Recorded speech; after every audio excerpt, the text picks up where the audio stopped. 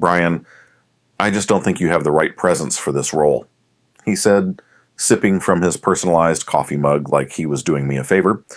I'd led the team to 3 consecutive quarterly wins, mentored half the department, and now I was being told I was too quiet to lead. I was blindsided by what came next.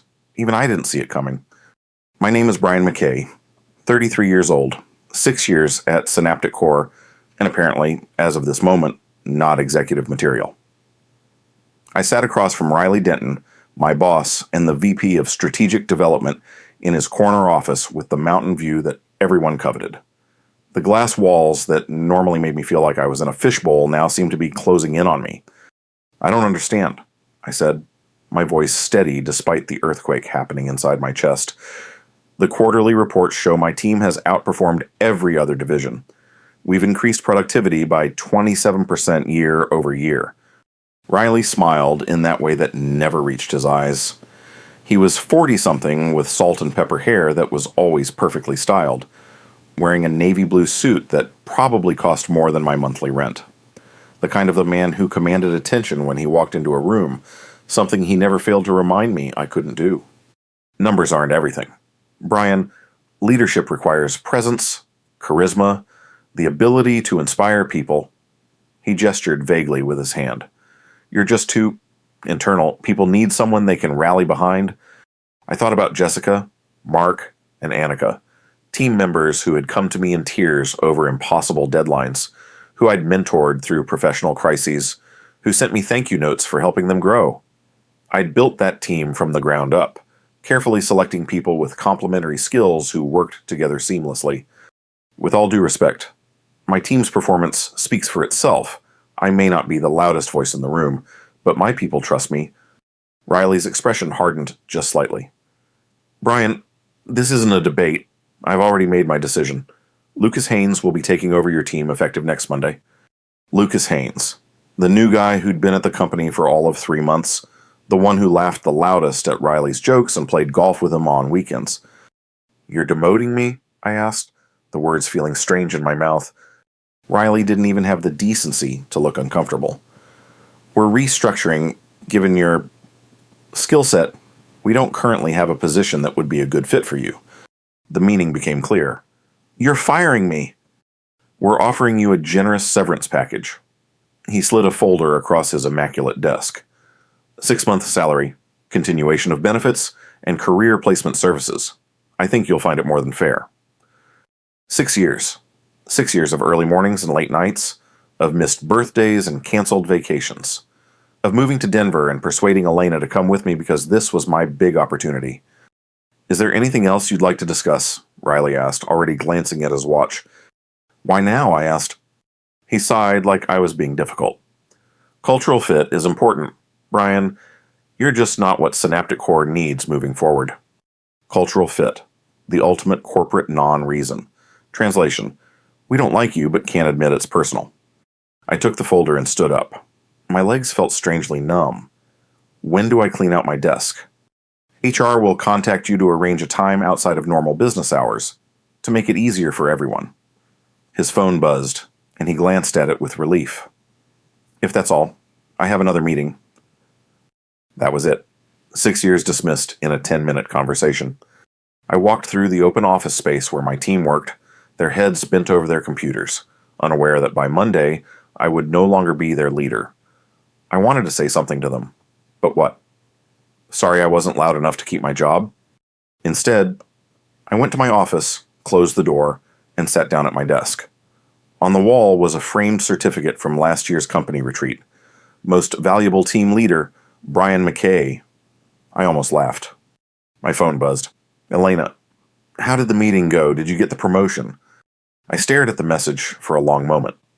We'd been planning for this promotion for months, looking at houses we might be able to afford with the salary bump, talking about finally starting a family. "Can we talk tonight?" I texted back. 3 dots appeared immediately. "That bad?" "I'll tell you everything later." The rest of the day passed in a blur. I remember putting my personal items in a cardboard box, the family photo from last Christmas in Aspen, the small cactus Elena had bought me when I first got the office. the stack of thank you cards from team members that I kept in my drawer for bad days. HR emailed me. I could come in Saturday morning at 9 a.m. to finish clearing out my office. They would have someone escort me, like I might steal something or sabotage the company that had just thrown me away. I drove home in a daze. The Denver skyline blurring through unshed tears I refused to acknowledge. When I pulled into the parking spot at our apartment building, I sat there for a long time trying to find the words to tell Elena that our future had just imploded. She knew the moment she saw my face. Elena had always been able to read me better than anyone. "What happened?" she asked, her brown eyes wide with concern. I told her everything, my voice flat and emotionless. When I finished, she sat beside me on our couch, her hand on mine. "That's ridiculous," she said firmly. "You're the best leader I know. You're thoughtful and strategic, and you actually care about people. That's why your team performs so well." I squeezed her hand, grateful for her loyalty. "Apparently that's not what they're looking for." "Then they're idiots," she said with such conviction that I almost believed her. But in the days that followed, doubt crept in like a poison. Maybe Riley was right. Maybe I was too quiet, too internal. Maybe my inability to command attention was a fatal flaw. Elena tried to keep my spirits up. She helped me update my resume, suggested companies that might value my skills, reminded me of past successes. But I could see the worry in her eyes when she thought I wasn't looking. 2 weeks after being fired, we had the conversation I'd been dreading. My mother called. Elena said one evening as we ate takeout we couldn't really afford. The position at her company is still open. Her mother was the CFO of a mid-sized financial services firm in Chicago. She'd been trying to get Elena to come work for her for years. "That's great," I said, attempting enthusiasm. "You should definitely consider it." Elena pushed her food around her plate. "If I took it, would you come with me?" The question hung in the air between us. We both knew what it meant. I'd been so convinced that Synaptic Core was the future that I'd persuaded her to move to Denver. Now I was asking her to wait while I tried to salvage my career in a city we'd only moved to for my job. "You should take it," I said finally. "It's a great opportunity." "That's not what I asked. Brian," I met her eyes. "I don't know if I can leave right now. It would feel like running away." She nodded slowly. "And if I go?" We both knew the answer to that. Long distance rarely worked, and neither of us wanted it. But I couldn't ask her to put her life on hold for me again. "Then we'll figure it out," I said, the words hollow in my mouth. 3 days later, I helped Elena pack her things. We promised to talk every day, to visit when we could. We said all the things people say when they're trying to pretend a relationship isn't ending. And then she was gone. And I was alone in an apartment I couldn't afford in a city I'd only moved to for a job I no longer had. I spent the next 2 weeks in a haze of depression and job applications. I reached out to contacts in the industry, had a few preliminary interviews that went nowhere. Denver's tech scene was small, and word traveled fast. No one would say it. But I suspected Riley was making sure I wouldn't find another position easily. My savings were dwindling. I started looking at cheaper apartments, calculating how long I could survive without income. Elena called every few days, but our conversations grew shorter, more awkward. We were already living separate lives. Then came the day that changed everything. I was at a coffee shop near my apartment, using their Wi-Fi to send out yet another batch of job applications, when I overheard a familiar name. Yeah, Riley's a piece of work, but he gets results. I glanced up. 2 guys in their 20s sat at the next table, laptops open, Synaptic Core lanyards around their necks. "I don't know how Lucas is dealing with it." One of them continued. "He says Riley promised him that team lead position months ago, then made him wait while they got rid of the old guy." My blood froze. Months ago? I'd only been fired 2 weeks earlier. "Classic Riley move," the other guy laughed. "Remember what he did to Jenna in marketing?" "Oh man, took all the credit for her campaign and then pushed her out when she complained. Cold." I sat very still, my coffee cooling in front of me, as they continued talking about Riley's manipulations and power plays, about how he took credit for his team's work, about how he had a reputation for eliminating anyone who might threaten his position. When they finally left, I remained frozen in place, my mind racing. Riley had planned to replace me with Lucas long before he fired me. This wasn't about my leadership style or cultural fit.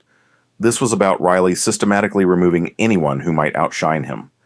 That night, for the first time since losing my job, I felt something other than despair. Anger, yes, but also clarity. I'd spent 6 years at Synaptic Core observing and analyzing, gathering data, understanding patterns. That's what quiet people do. We notice things. And now I was going to use everything I'd noticed. The next morning, I retrieved a folder from the back of my closet. I'd labeled it CYA, cover your ass. It contained emails, presentation drafts, meeting notes, evidence of my contributions that Riley had taken credit for. I'd kept it as insurance, never really believing I'd need it. But there was more. In the last year, I'd noticed inconsistencies in the data Riley presented to the executive team, numbers that didn't quite add up, projections that seemed too good to be true. I'd kept quiet, assuming I was missing something or that someone else would catch it. I spread everything out on my dining table and started connecting dots. Riley had been systematically inflating results, making strategic decisions look more successful than they were. No wonder he felt threatened by my team's genuine success. But exposing him wouldn't be simple. Riley was well connected and well protected.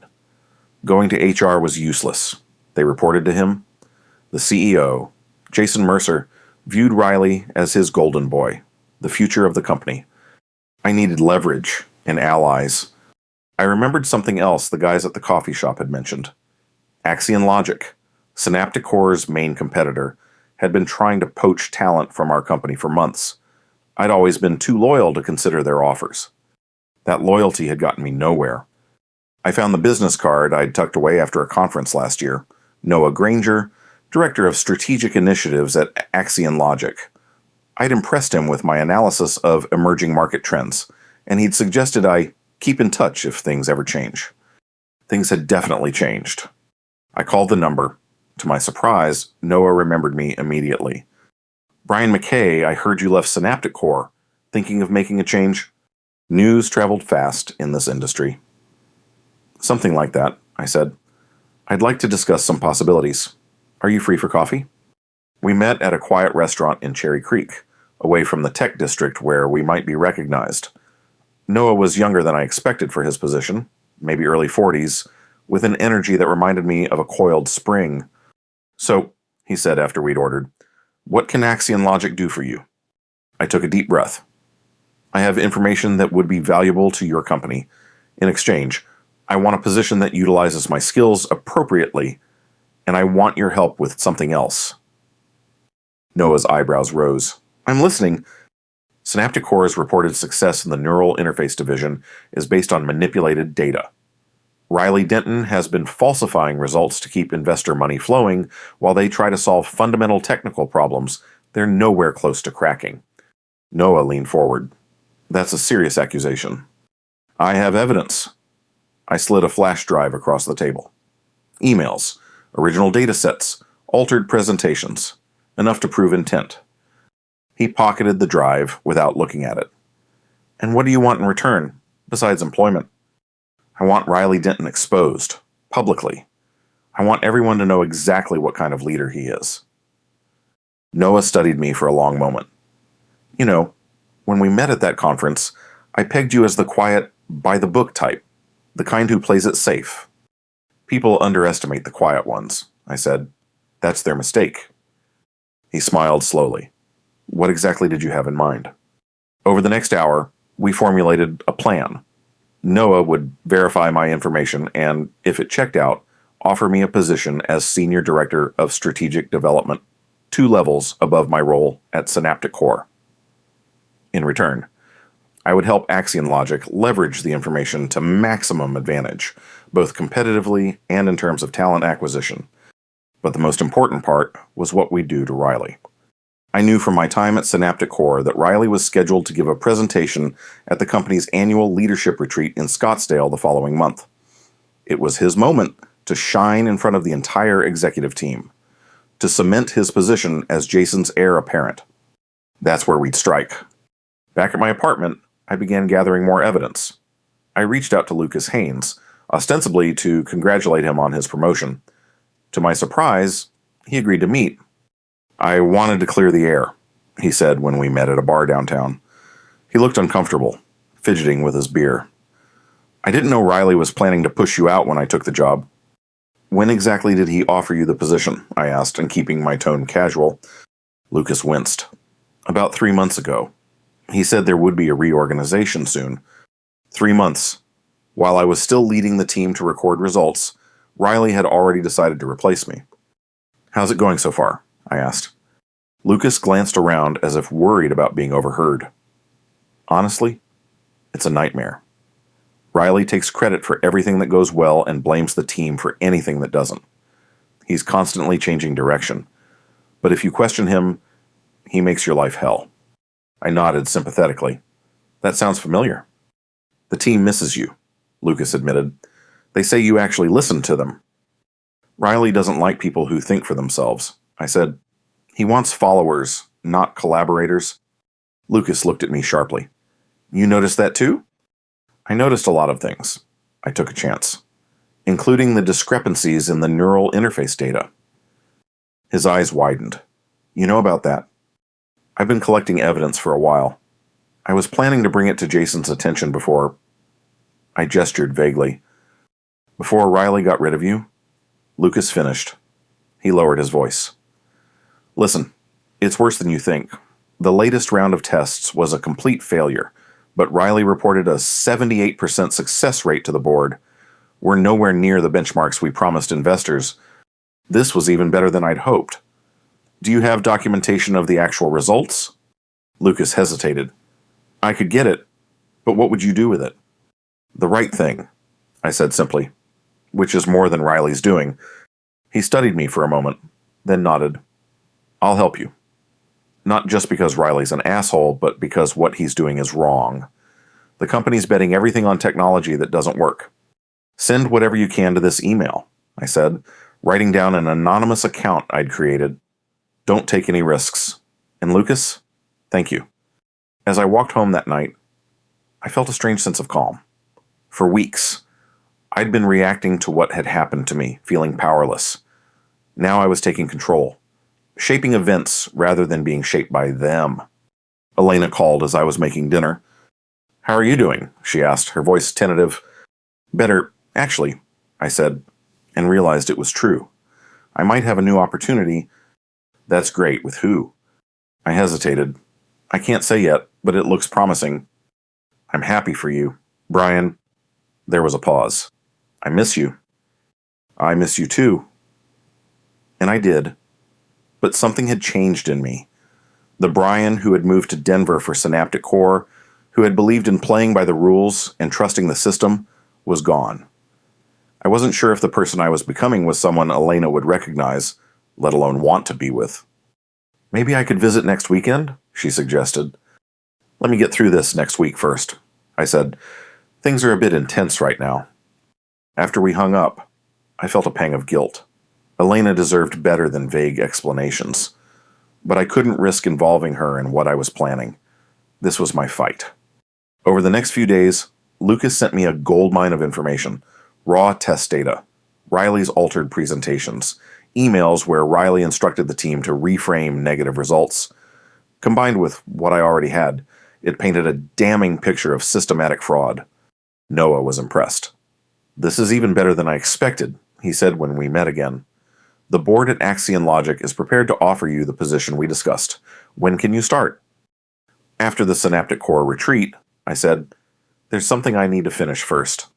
Noah gave me a knowing look. "Just be careful. Riley has powerful friends." "So do I now," I replied. The final piece of my plan came together when I received an unexpected email from Annika, my former team member. She'd been tasked with preparing Riley's presentation for the retreat and wanted to check some numbers with me. "I know it's weird to ask since you're not with the company anymore," she wrote. "But these projections don't make sense to me, and you were always good at catching errors." I replied immediately, offering to look everything over. Within hours, I had access to Riley's entire presentation. It was as bad as I'd expected, full of inflated results and promises the technology couldn't deliver. Now I had everything I needed. The night before the Synaptic Core retreat, I sent an anonymous email to every member of the executive team except Riley. The subject line read, "Urgent, fraudulent data in neural interface division." The email contained selected evidence of Riley's manipulation, with a note. "For complete documentation, watch tomorrow's presentation carefully." Then I made one final adjustment to Riley's slides, embedding a hidden trigger that would reveal the actual test results alongside his falsified ones at a key moment. The next morning, I woke up feeling more alive than I had in weeks. Today, Riley Denton would face the consequences of his actions. Today, the quiet guy would finally be heard. I spent the day waiting, imagining the scene at the resort in Scottsdale, the executives gathering in the conference room, Riley stepping up to the podium, confident and commanding as always, the presentation beginning normally, no one except me knowing what was about to happen. At 3:47 p.m., my phone buzzed. A text from Lucas. "Holy shit!" That was it. Just those two words. But they told me everything I needed to know. I called him immediately. "What happened?" "It was a bloodbath," Lucas said, his voice hushed. Right in the middle of Riley's presentation about the neural interface breakthrough, the slides suddenly changed. Started showing two sets of data side by side, what he was reporting versus the actual results. He tried to claim it was a technical error, but then more slides appeared with emails where he explicitly told people to alter data. My heart was pounding. How did Jason react? He was livid, ordered Riley to leave the room immediately, called an emergency executive session. Lucas paused. "They're talking about securities fraud. Brian, this could be criminal." I hadn't expected it to go that far, but I couldn't say I was sorry. "What about the team?" "We're all being interviewed tomorrow. They want to know who knew what." He sounded nervous. "Just tell the truth," I advised. "You only recently discovered the discrepancies. You were planning to report them through proper channels. What about you? Will they figure out you were involved?" I had covered my tracks carefully, using anonymous accounts and encrypted connections. "There's no way to connect me to this. I'm just a disgruntled ex-employee with no access to company systems." "Well, whatever you did, Riley's finished," Lucas said. "And probably Synaptic Core too, once investors hear about this." After we hung up, I sat in silence for a long time. I had wanted revenge on Riley, but I hadn't fully considered the collateral damage. Hundreds of people worked at Synaptic Core, good people who had nothing to do with Riley's fraud. What would happen to them? But then I reminded myself, the fraud would have been exposed eventually. Better now, before more investor money was wasted, before the company made promises to customers it couldn't keep. Sometimes things had to break before they could be rebuilt properly. The following days brought a flurry of developments. Riley was fired for cause. Jason Mercer, the CEO, resigned to spend more time with family, the classic euphemism for forced departure. The board appointed an interim leadership team while they assessed the damage. Synaptic Core's stock plummeted. Investors threatened lawsuits. The SEC launched an investigation.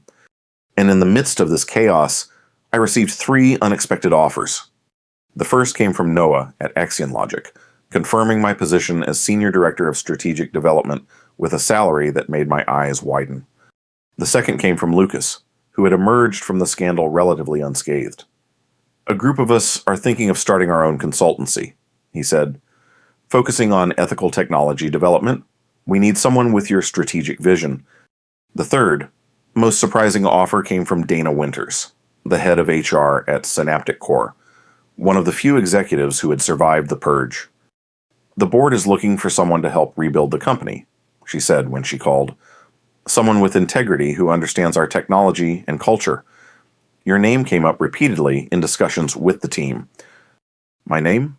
I asked, genuinely surprised. I thought everyone would have forgotten me by now. "Quite the opposite," Dana said. "In fact, many people believe if you hadn't been pushed out, none of this would have happened. You were known for your ethical standards and attention to detail." The irony was almost too much. "I'm flattered, but why would I come back to a company that fired me?" "Because it's not the same company anymore," Dana said simply. "We're cleaning house, Brian. New leadership, new values, new direction. We need someone like you to help us rebuild the right way. I told all three I would consider their offers, but in truth, I was already forming a different plan.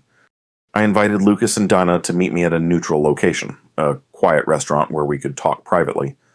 To my surprise, they both agreed. I've been thinking about what happened at Synaptic Core. I began after we'd ordered. It wasn't just about Riley. It was about a culture that rewarded the wrong things. Flash over substance, appearance over reality, volume over value. They both nodded in agreement. And it's not unique to Synaptic Core, I continued. This happens in companies everywhere. People like Riley rise to the top because they play the game well, while quieter, more thoughtful leaders are overlooked or pushed aside. That's why we need you back, Dana said, to help change that culture or to build something new from scratch. Lucas added, not to be outdone. I smiled. What if we could do both, and more? I outlined my vision, a new kind of consultancy called Quiet Forge, specializing in organizational culture and ethical leadership. We would help companies identify and correct toxic patterns before they led to the kind of collapse Synaptic Core had experienced. We would advocate for different leadership styles, showing that effective leaders didn't all fit the same mold. The three of us would be founding partners. I explained. Dana brings HR expertise and organizational development. Lucas brings technical knowledge and team leadership. I bring strategic vision and analysis. And Synaptic Core could be our first client, Dana said slowly, warming to the idea. Exactly. We help them rebuild while establishing our methodology and reputation. Then we expand to other companies facing similar challenges. It's ambitious, Lucas said, but I like it. Donna was more cautious. I'd be giving up a secure position for a startup. Sometimes security is an illusion, I replied. I thought my position at Synaptic Core was secure because I delivered results. Look how that turned out. She nodded thoughtfully. You make a good point. By the end of dinner, we had the outline of a business plan. Within a week, all three of us had resigned from our respective positions to focus on Quiet Forge. The timing was perfect. In the wake of the Synaptic Core scandal, companies throughout the tech industry were examining their own cultures and leadership. Our phones started ringing almost immediately. We secured office space in downtown Denver, nothing fancy, but with room to grow. We hired a small support staff and developed our methodology. We emphasized that leadership came in many forms, that the quietest person in the room often had the most valuable insights. Synaptic Core, under new leadership, became our showcase client. The company was smaller after the scandal, more focused, but also healthier. We helped them implement systems to ensure transparency and reward genuine innovation rather than self-promotion. 6 months after Riley fired me, Quiet Forge was profitable and growing. We had clients across the country, a waiting list for our services, and a reputation for transformative results. Elena and I tried to reconnect, but too much had changed. She was thriving in Chicago, building a life there. I was consumed with Quiet Forge, pouring all my energy into creating something meaningful from the ashes of my career. We parted as friends, both acknowledging that sometimes life takes people in different directions. Then, nearly a year to the day after my fateful meeting with Riley, I received an email that stopped me in my tracks. Brian, I owe you an apology. It began. What I did to you at Synaptic Core was inexcusable. I've spent the past year in therapy, trying to understand why I felt so threatened by quiet competence that I needed to destroy it. I'm not asking for forgiveness, just wanting you to know that I recognize the harm I caused. I'm trying to be a better person for my daughter, who was born 3 months ago. Riley Denton. I stared at the message for a long time. Unexpected emotions washing over me. The anger I'd nursed for so long had fueled my revenge, but it had also created something positive in Quiet Forge. Without Riley's betrayal, I might never have discovered my true purpose. I didn't respond to his email. Instead, I sent him a link to an upcoming Quiet Forge workshop called The Power of Quiet Leadership, with a note, "A seat is reserved for you if you're interested." He never replied, and I never expected him to. Some bridges stay burned, and that's as it should be. The following month, I gave the keynote address at our first leadership conference. Looking out at the audience, CEOs, directors, managers, all there to learn about a different way of leading, I felt a sense of completion. For too long, I began, we've equated leadership with extroversion, with being the loudest voice in the room, with commanding attention through force of personality. But true leadership isn't about volume. It's about vision. It's not about dominating conversations. It's about elevating others. I paused, making eye contact with various audience members. Being quiet isn't a weakness. Sometimes it means you're the most dangerous person in the room, because while others are talking, you're observing. While they're performing, you're analyzing. While they're reacting, you're planning. The room was silent, every person fully engaged. At Quiet Forge, we believe the future belongs to thoughtful leaders who listen more than they speak, who build rather than boast, who empower rather than overpower. As I continued my speech, I thought about the journey that had brought me here. Riley had been right about one thing. I didn't have the presence he valued. But he had completely misunderstood what real presence meant. It wasn't about being the center of attention. It was about making a difference, about changing things for the better, about creating something meaningful that outlasted you. In the end, the quiet guy had found his voice, and it turned out to be more powerful than anyone, including me, had ever imagined.